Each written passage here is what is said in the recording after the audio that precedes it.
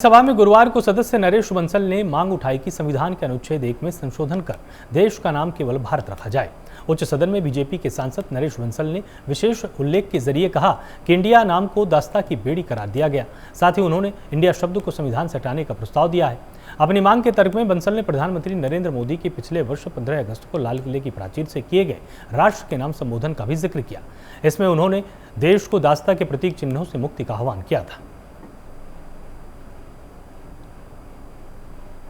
आदरणीय प्रधानमंत्री श्री नरेंद्र मोदी जी ने विगत 15 अगस्त को लाल किले से देश के नाम संबोधन में साफ कहा था कि दास्ता के प्रतीक चिन्हों से देश को मुक्ति दिलाना जरूरी है। पीएम श्री मोदी जी ने अपने भाषण में आज़ादी के अमृत काल के लिए अपने बताए 5 प्रणों में से एक प्रण औपनिवेशिक माइंडसेट से देश को मुक्त कराने का भी जिक्र किया था।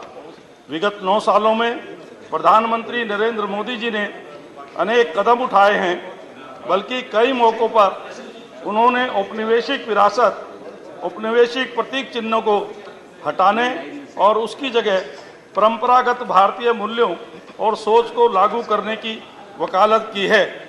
अंग्रेजों ने देश का नाम भारत से बदलकर इंडिया कर दिया।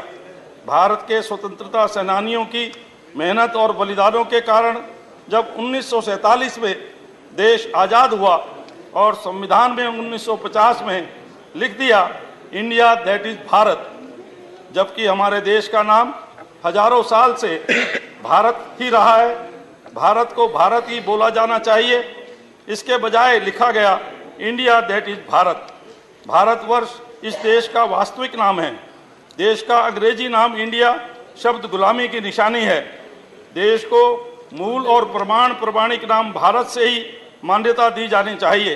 अतः आज़ादी के अमृत काल में अंग्रेजी गुलामी के प्रतीक को हटा इस पुण्य पावन धरा का नाम संविधान के अनुच्छेद 1 में संशोधन कर इंडिया दैट इज हटाकर भारत रखा जाए और भारत माता को दास्ता की इस नाम रूपी बेड़ियों से आज़ादी दी जाए। धन्यवाद।